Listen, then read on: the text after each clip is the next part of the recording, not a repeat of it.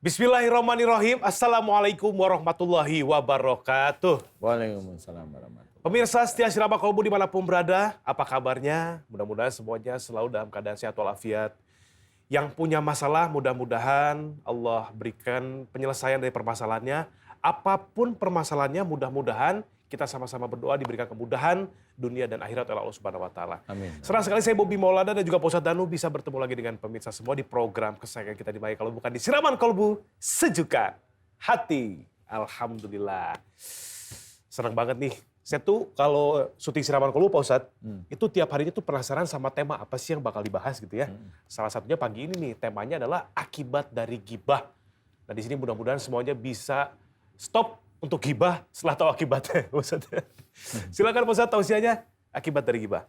Bismillahirrahmanirrahim. Assalamualaikum warahmatullahi wabarakatuh. Waalaikumsalam warahmatullahi. Amin ya rabbal alamin. Alhamdulillah, mudah-mudahan senantiasa Allah memberikan kesehatan Amin. kepada kita dan juga perlindungan kepada kita. Amin ya rabbal alamin. Amin. Tema kita adalah akibat dari gibah. Selama ini kita memang jarang melihat apa aja sih yang dihasilkan dari seseorang yang selalu senantiasa bergibah. Memang kalau dari sisi penyakit tidak begitu kelihatan. Karena gibah itu tidak berhubungan langsung dengan emosional. Marah maksud saya. Tapi gibah itu berhubungan dengan fitnah istilahnya. Gibah itu bisa berhubungan dengan fitnah. Ya. Nah kalau berhubungan dengan fitnah itu urusannya nanti kelihatannya langsung itu di neraka. Di neraka nanti taunya, kalau di dunia nggak begitu kelihatan. Salah satunya Allah menceritakan wala tajassasu wala yaktab ba'dukum ba'da. Jadi janganlah kamu mencari-cari kesalahan orang lain. Jadi di sini sebenarnya Allah bilang jangan mencari kesalahan orang lain. Itu sebenarnya sudah jelas jangan. Jadi berpikir untuk mencari kesalahan orang lain apalagi itu saudara sendiri jangan. Walaupun kita itu tahu orang itu bukan mencari kesalahan, tahu saudara kita itu salah, tutupi dulu. Kalau itu ada di majelis, ya banyak orang, tutupin. Nggak usah diceritain, tutupin tuh paling tidak kita tidak bercerita. Intinya ke arah sana ya. Kita tidak bercerita tentang keburukan dia. Tidak mau membuka, itu ditutup namanya ya. Nah kemudian dijelaskan bahwa jangan mencari kesalahan orang lain. Karena di sebagian kelompok kita, kalau kita merasa benar, kemudian menggunjing kelompok yang lain, merasa kita kelompok itu salah, belum tentu. Bisa saja kelompok yang lain itu lebih benar daripada kelompok kita. Nah kenapa? Nah itulah cara Allah. Cara Allah mengingatkan kita dari ayat-ayat Quran bahwa jangan merasa benar dengan kelompok kita. Jangan merasa benar dengan statement kita.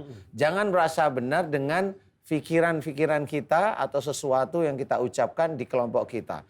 Kebenaran itu hanya milik Allah.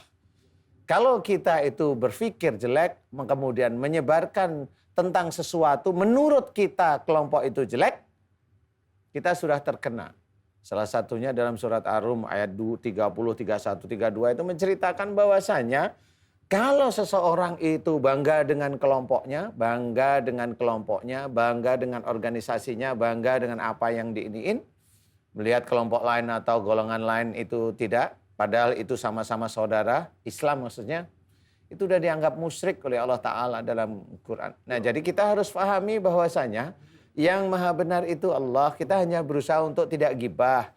Kita berusaha untuk tidak, jangan sampai kita mencari-cari kesalahan orang lain. Jangan merasa kelompok kita itu kelompok yang paling benar. Jangan.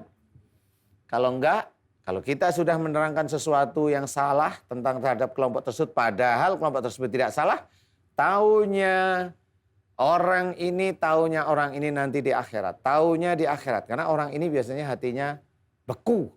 Hatinya beku merasa dia benar. Taunya nanti di akhirat. Kalau sudah di akhirat, silahkan nanti dirasakan sendiri. Karena bagaimanapun juga kebenaran itu ada datangnya dari Allah Ta'ala, ada petunjuknya yaitu ayat-ayat Allah. Dan bagaimanapun juga kita dibantu dengan sunnah Rasulullah. Sehingga jangan sampai kita melakukan kesalahan, walaupun kesalahan kita tobat. Belajar itu tidak hanya cuma di dekat kita saja, belajar itu dari orang lain, dari orang yang kita kadang tidak kenal. Mudah-mudahan ini manfaat. Wallahu a'lam. Amin. Masya Allah. Jangan mencari-cari kesalahan orang lain. Lebih baik apalagi sama orang muslim Pak Ustadz ya. Iya. Saling mengingatkan dalam kebaikan, saling mengingatkan dalam kesabaran itu lebih bagus. Iya. Terima kasih Ustaz. Selanjutnya akan berikan tausiah seputar tema kita pagi hari ini, akibat dari bergibah. Kita persilakan Ustaz Asep Hidayat. Silakan Pak Ustaz. Bismillahirrahmanirrahim. Assalamualaikum warahmatullahi wabarakatuh. Waalaikumsalam. Alhamdulillahirrabbilalamin. Allahumma salli ala Sayyidina Muhammad wa ala ali Sayyidina Muhammad amma ba'du. Apa kabar Bapak dan Ibu di rumah masing-masing? Mas Bobi apa kabar? Alhamdulillah Pak Ustaz baik. Ustaz Danu apa kabar? Alhamdulillah. Alhamdulillah, amin ya rabbal alamin. Baik, tema kita kali ini adalah tentang akibat dari gibah. Gibah ini adalah menggunjing orang dan memang hampir semuanya suka dengan yang namanya gibah karena nggak terasa. Benar. Nggak terasa. Awalnya ngomongnya baik-baik, ujung-ujungnya ngomongin. Iya. Jadi memang kata Rasulullah SAW dikatakan, "Man kana yu'minu billah falyakul khairan aw liyasmut." Apabila engkau beriman kepada Allah dan hari akhir, berkatalah baik atau diam kalau kamu tidak dapat berbicara dengan baik. Ini adalah salah satu rem buat kita yang mungkin awalnya itu berbicara baik, tapi ujung-ujungnya ngomongin orang. Dan Rasulullah menyampaikan dalam hadis lain bahwa salamatul insan fi hibdil lisan. Selamatnya manusia itu tergantung daripada menjaga lisannya. Banyak orang yang kepleset karena lisannya justru akan mengakibatkan kehancuran dunia. Ya, tapi juga dengan lisan bisa juga memperbaiki dunia. Gak usah dunia lah terlalu tinggi ya. Mungkin rumah tangga aja dah. Iya. Ya, ngomonginnya baik tentang menantu, tentang mertua. Ujung-ujungnya yang buruk-buruk. Diomongin. Pada akhirnya apa yang terjadi? Rumah tangganya tidak harmonis. Maka dari itu, tidak ada kalimat lain bahwa salamatul insan fi hifdil lisan itu benar-benar harus dijaga. Kita harus mampu mengerem lisan kita harus mampu mengerem perasaan kita. Karena bisa jadi bermula dari penglihatan, ya, kemudian lari ke hati, kemudian lari ke lisan tuh, ngomongin satu demi satu. Para pemirsa yang dirahmati oleh Allah Subhanahu wa taala, maka karena lisan ini pun milik Allah Subhanahu wa taala, banyak-banyaklah berdoa kepada Allah supaya kita mampu menjaga lisan, dikendalikan oleh Allah sehingga yang keluar dari lisan kita adalah kalimat-kalimat hikmah, bukan kalimat-kalimat yang mengandung dosa. Insya Allah ketika mulut ini tidak bisa bicara, ketika mata ini tidak dapat berbicara, maka insya Allah nanti kaki dan tangan itu akan mempertanggungjawabkan, akan mengatakan bahwa si ini begini dulu ketika di dunia. Bukankah kita takut dengan kejadian itu dan pasti semuanya akan mengalami. Ya, jelas di dalam surat Yasin bahwa kaki dan tangan kelak akan berbicara tentang apa yang kita lakukan. Mulut ini akan dikunci oleh Allah. Nah, perilaku mulut kita, gibah, tentu sangat banyak mudaratnya buat kita. Kenapa? Karena akan menghilangkan amalan yang pernah kita lakukan selama hidup kita. Kata Rasulullah, orang yang gibah itu sama dengan memakan bangkai daripada saudaranya. Satu ketika Rasulullah ditanya, "Ya Rasulullah, ini ada bangkai. Bagaimana? Itu lebih baik dimakan sampai kenyang oleh orang itu dibandingkan dia membicarakan aib daripada saudaranya sendiri."